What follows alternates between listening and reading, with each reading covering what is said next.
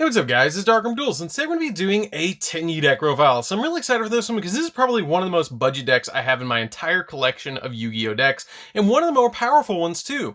I'm really excited to bring this one to you guys because this deck has been reprinted so much and has been printed as complete commons or reprinted to the point that every single card in the deck can be gotten for less than maybe $2 or $3, which is really cool. The entire core of the deck can be picked up for like maybe 20 bucks, which is really cool for the entire deck, but there are a couple of tech cards in here that kind of bring it up, but you can take those out to make more budget options, which I will talk about throughout the deck profile. So without further ado guys, don't forget to like, comment, subscribe, hit the bell there so you can become part of the notification squad, and definitely check out the Patreon down in the description below where we have all sorts of awesome rewards for you guys, like getting your name description for every single video, getting assigned cards in the mail, or even getting to request a deck profile every single month through your Patreon along with test hands. So without further ado, let's jump straight on into this guys. So first off, we're going to be playing 3 copies of Yugioh. So Yugioh is one of the best Tenyi monsters in the entire deck because it has a really insanely good effect. It has the ability to be able to special summon itself from your hand. So all of your Tenyi monsters share the ability that if you control no effect monsters, then you can special summon them from your hand. And if you control a not face-up non-effect monster, you can banish this card from your hand or graveyard and then target one card your opponent controls and return it to the hand, which is a really good effect just to be able to bounce something back to your opponent's hand and then go off from there to be able to go off with your plays, which is really nice. We then play 3 copies of the Light Tenyi Spirit. So this card is really good too, that if you control no effect monsters, you can just instantly special summon it from your hand, and if you control a face-up non-effect monster, you can banish this card from your hand or graveyard to special summon any Tenyi monsters from your deck that you want, which is really cool. It also has a really neat effect that if this card uses its effect, then it locks you into worm monsters, which is a little bit bad, but at the same time, it doesn't hurt the deck as much as you think it would. In the aspect that if you do lock yourself into just worm monsters, the entire extra deck is pretty much worm monsters except for a couple of cards like access code and stuff like that, but you don't even have to play those. You can bounce around with like a Boral Sword or a Borreload and be okay. We then play 3 copies of the Water Tenyi Spirit, which again can special summon itself from your hand if you don't control a effect monster, which is pretty cool, or if you control a non-effect monster. And if a face-up non-effect monster you control is destroyed by battle or by card effect, then you can banish this card from your hand or graveyard and then target one face-up, one of those monsters that was destroyed, and special summon it to your side of the field. And then you can destroy one monster opponent controls, which is really cool. We then play 3 copies of Adahara. Adahara is really good because if you control no effect monsters, you just instantly summon it to your side of the field. And if you control a face-up non-effect monster, you banish this card from your hand or graveyard and then target one of your banished worm monsters, except another copy of yourself, and add it back to your hand, which is a really good effect, but usually you're just using this card as a tuner to go into something like the Berserker to be able to go after your opponent for multiple attacks or multiple effects. We then play a single copy of Nahata. Nahata is pretty good because it reduces the attack on an opponent's monster by 1500, which is really cool because it has the ability when an attack is declared on your face-up non-effect monster, while this card's in your hand, you can banish this card from your hand or graveyard, and then that opponent's monster loses 1500 attack, which can be a little bit of a surprise against your opponent. We then play 1 copy of Mapura. Mapura is kind of neat because it has the ability that when an opponent's monster activates a card or effect that targets a face-up non-effect monster you control, you can quick effect banish this card from your hand or graveyard and negate the activation if you destroy it, which is really nice just to be able to protect your Tenyi monsters that are normal monsters or any normal monster that you play in the deck. So, all of your Tenyi monsters, just going over it very briefly, which is all of these can special summon themselves from your hand if you control a non-effect monster, which the Tenyi Monk is a non-effect monster. So this deck is really, really easy to actually teach somebody to play, which is super cool. So for the other cards we're going to be playing 2 copies of Mare. So Mare is really nice in the deck because it can't be special summoned except by the effect of a worm monster, but you have a lot of worm monsters in the deck.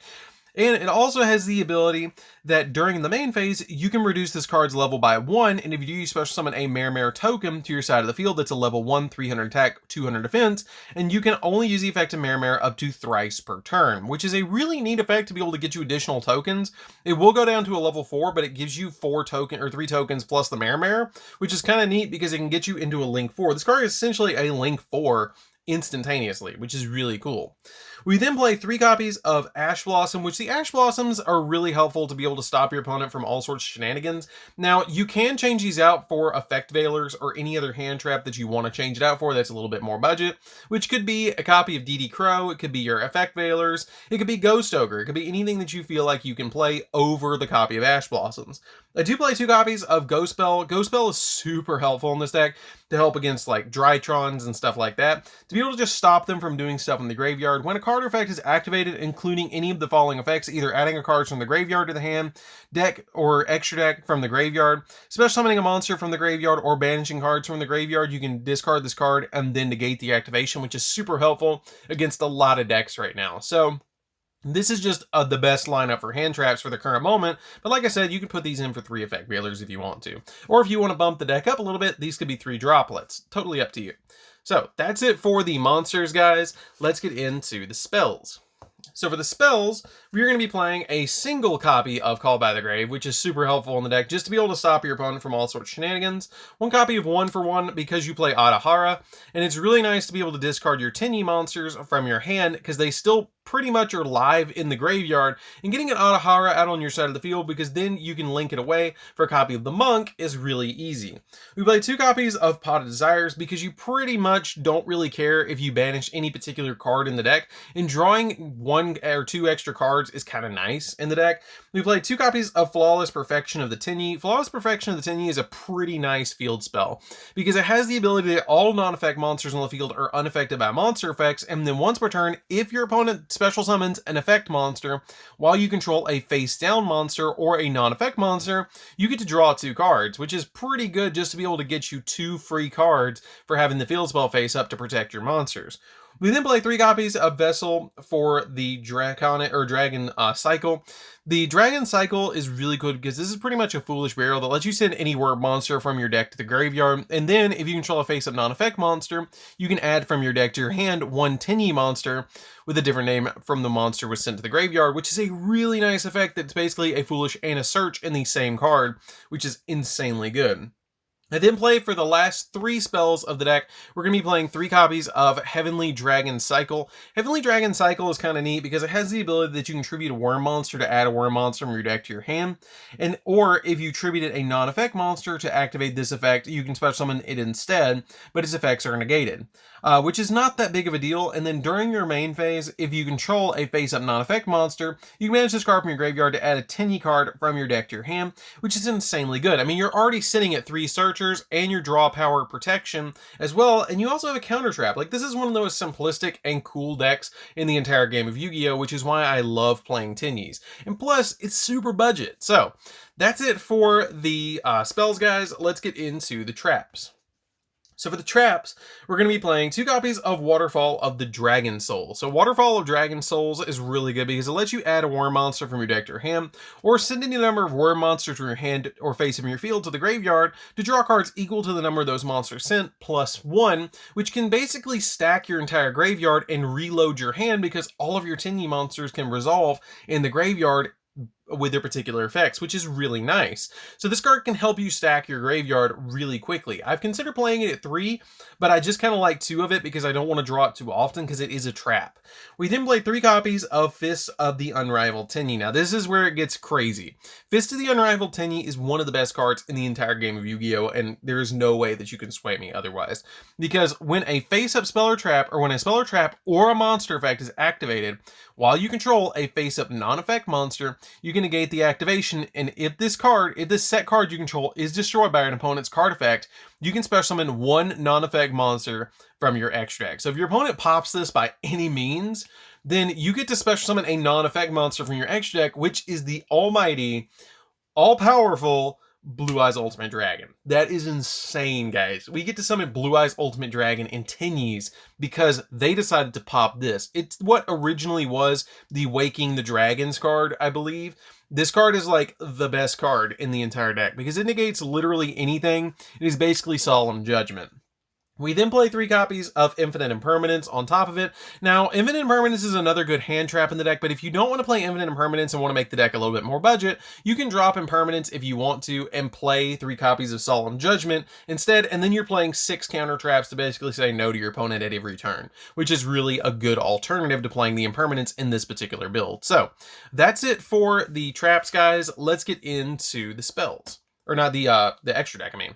So, for the extra deck, we're going to be playing a single copy of Draco Masters of the Tenyi. Draco Masters of the Tenyi is a really awesome, powerful boss monster that can't be destroyed by battle or with card effects or effect monsters. Cannot be destroyed by battle with effect monsters, and if you control no other effect monsters, you can destroy effect monsters your opponent controls up to the number of non-effect monsters you control and or in the graveyard, and you can only use the effect of this card once per turn. So this card can pop multiple cards on the field, which is super nice, and it can't be destroyed by battle with effect monsters, and last time I checked, there's not many decks that actually play regular normal monsters. There's just not anymore. So this card's very powerful. We then play a single copy of the Link 4 Tenyi, which is a pretty good card in the deck that has the ability to generate tokens on your side of the field, which is kind of neat. It kind of reminds me of the zombie card Dragon Necro Nether Soul Dragon a little bit, but in Link form, because it has the ability that when you control a face-up non-effect monster, your opponent cannot target effect monsters for attacks. While you control a face-up non-effect monsters your opponent controls cannot target effect monsters for attacks, and also your opponent cannot target effect monsters on the field with card effects. And then quick effect, you can target one effect monster your opponent controls, and special summon a Tenyi token with the same attack points as that monster, but it's a level 4 with 0 defense. And this token becomes the targeted monster's original attack, which is pretty good just to be able to start generating you some tokens that can crash into your opponent's monsters and be able to just board wipe their field. We then play a single copy of Berserker of the Tenyi. Basically, it's just a Link 3 that is a normal monster to be able to get off a lot of your different monsters' effects. But basically, you're going to link into this to be able to use all of your Tenyi's effects, and you usually want to end with your copy of Berserker, or Monk at least. We then play 2 copies of Shaman of the Tenyi. Shaman of the Tenyi is really good to help you link climb because you can discard a card to target one worm monster in your graveyard and special summon it. And also for the rest of the turn, you cannot activate the effects of the special summon monster. You cannot activate the effect of monsters special summoned from the extra deck except Tenyi monsters. And when an attack is declared involving your face-up non-effect monster, you can target one card your opponent controls and destroy it, which is really good just to be able to pop your opponent's cards.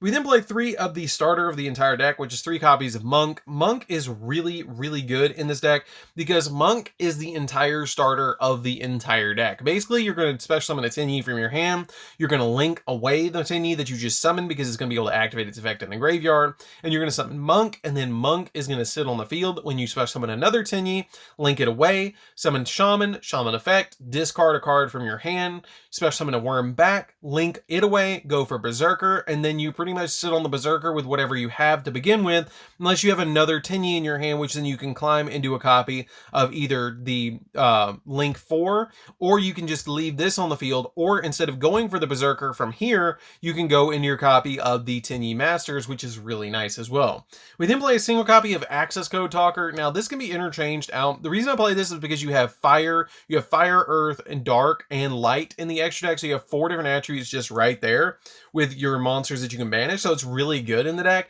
but you don't have to play this. You can play Boral Sword if you want to over this, which is a budget option, or Boral Load, which makes the deck extremely budget. We then play a single copy of Unicorn just to spin stuff, which is super helpful to be able to go into. I play a single copy of IP Masquerena. Now, Masquerena, I like to play in the deck because you can go into your copy of Unicorn with it. But if you want to change this out, because I think this card's like $10 right now, you can change it out if you want to go into a copy of Nightmare Phoenix to be able to pop spells or traps. We then play a single copy of Borreload Savage Dragon. Borreload Savage helps out because you go into so many different Link monsters. Now, this is one card I highly recommend that you do keep in the deck because this card can help you out a lot to end with, because you play so many level 7 monsters in the deck that you can go into this very, very easily with your copy of Otahara and your copy of your Vishuda or your other Tenyi monsters that are level 7. So this card's really easy to summon, so I highly recommend that you keep this card in the deck. We then play a single copy of Draco Berserkers of the Tenyi. Draco Berserker is a really good card in the deck too, because when your opponent activates an effect, you quick effect banish the card, which is super helpful to just be able to banish stuff. And if this card destroys an effect monster by battle and sends it to the graveyard, it gains attack equal to the destroyed monster's original attack, and also can make another attack during each battle phase, which is really cool. This card is really, really big and really good. We then play a single copy of Yazi because it works with your copy of your Mare. And then I play a Blue Eyes Ultimate because you can go into Blue Eyes Ultimate with the Flawless Perfection of the Tenyi, or the trap card, the Unrivaled Fist of the Tenyi, which is extremely good to go just drop a Blue Eyes Ultimate against your opponent and then go, wait, Pikachu face? What? How did you do that? and then you summon this and it's like, oh, cool. Oh, and I can special summon my Tenyis while it's on the field because it's a normal monster. So anyways, guys, that's it for the deck, guys. I hope you did enjoy it. It's a really awesome deck that if you guys have not picked this deck up and you have $20 to spare, you definitely should pick up Tenyi because it is ridiculously budget.